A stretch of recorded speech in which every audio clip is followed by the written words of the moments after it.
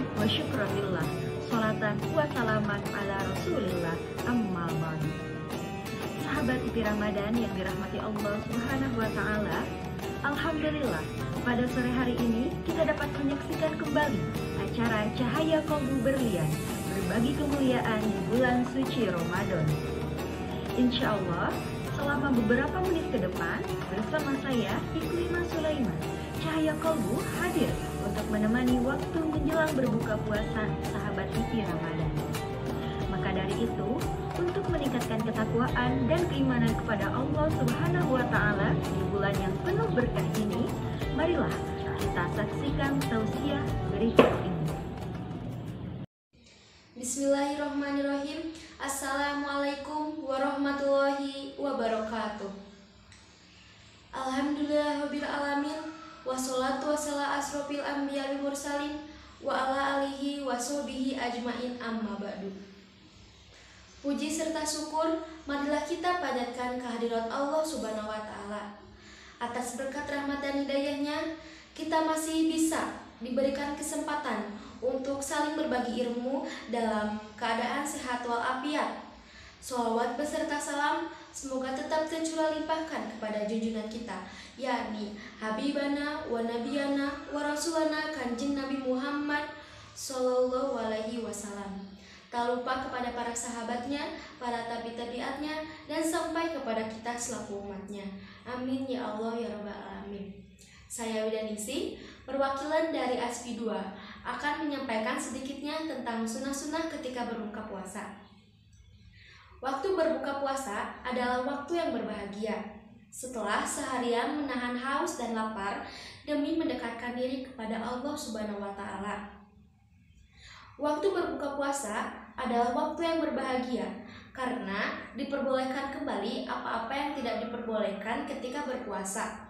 Rasulullah Shallallahu Alaihi Wasallam bersabda, "Demi zat yang berada pada tangannya, sungguh bau mulut orang yang berpuasa lebih wangi di sisi Allah daripada misik." Kebahagiaan orang yang berpuasa ada dua, di antaranya kebahagiaan ketika berbuka dan kebahagiaan ketika ia bertemu dengan Robnya. Maka dari itu, ada beberapa adab yang disunahkan ketika berbuka puasa. Di antaranya ada disunahkan menyegerakan berbuka. Setelah matahari terbenam, orang yang berpuasa diperbolehkan untuk berbuka.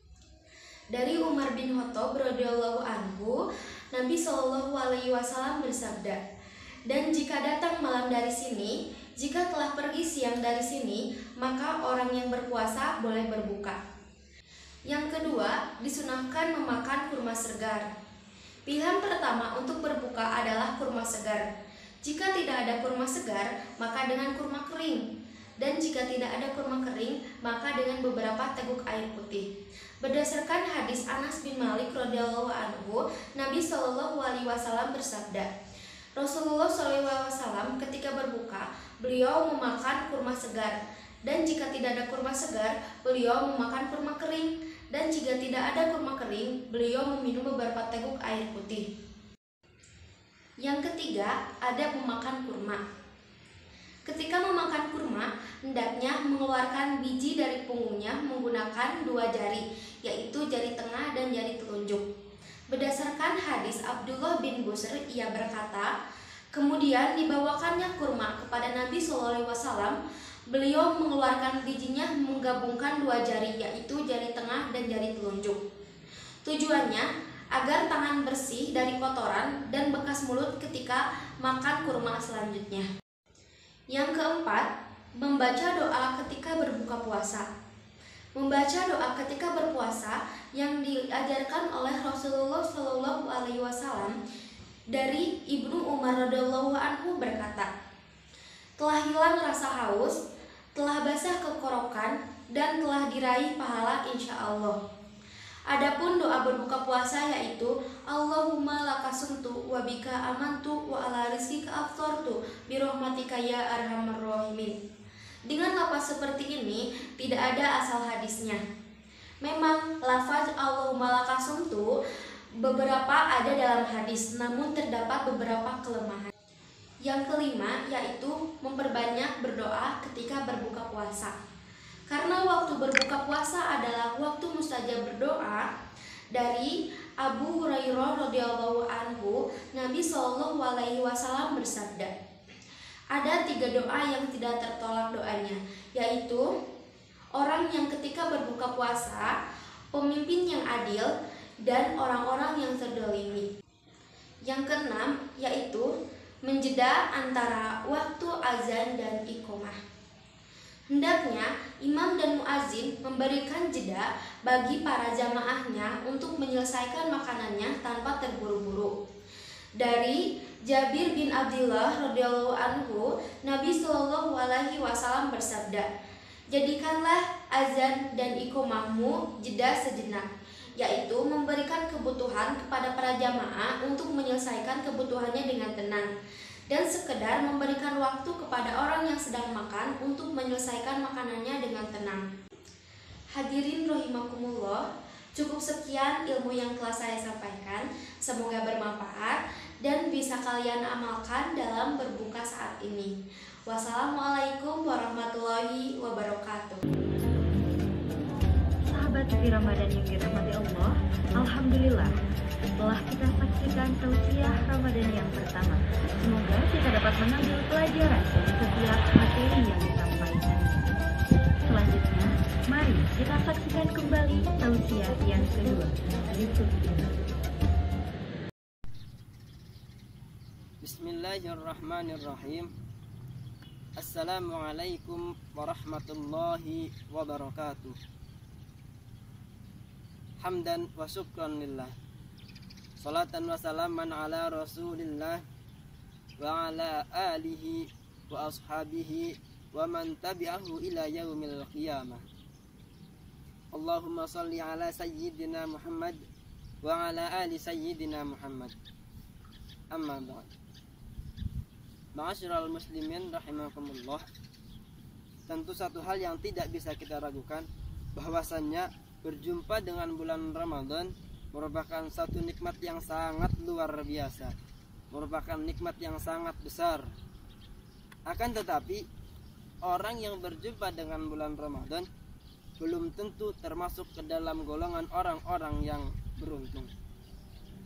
Bahkan bisa jadi orang tersebut justru masuk ke dalam golongan orang-orang yang merugi, bahkan orang-orang yang tercela. Lantas siapakah orang-orang yang termasuk ke dalam golongan orang yang merugi ini? Hal tersebut telah Nabi jelaskan di dalam hadisnya, Ragima anfu rajulin, sungguh celaka seseorang, dakhala alaihi ramadanu, tatkala ia berjumpa dengan bulan Ramadan, sumang salakha, kemudian Ramadan berakhir, qabla ayyughfara lahu, sebelum dosa-dosanya diampuni oleh Allah Subhanahu wa taala. Hadirin rahimakumullah, orang yang celaka di dalam bulan Ramadan adalah orang yang tidak bisa memanfaatkan bulan Ramadan, sehingga segala dosa-dosa yang ia miliki tidak diampuni oleh Allah Subhanahu wa taala ketika Ramadan berakhir. Padahal kita tahu bersama bahwasannya bulan Ramadan merupakan bulan yang dikenal dengan istilah bulan maghfirah, bulan yang penuh dengan ampunan, yang di dalamnya terdapat banyak amalan-amalan yang jika dikerjakan oleh seorang hamba, dosa-dosanya akan diampuni oleh Allah Subhanahu wa taala. Di dalam bulan Ramadan terdapat suatu amalan yang justru salah satu tujuan dari amalan tersebut adalah pengampunan dari Allah Subhanahu wa taala. Amalan tersebut dijelaskan oleh Nabi sallallahu alaihi wasallam di dalam hadisnya, man shoma ramadhana imanan wa ihtisaban, ghufira lahu ma taqaddama min dhanbi.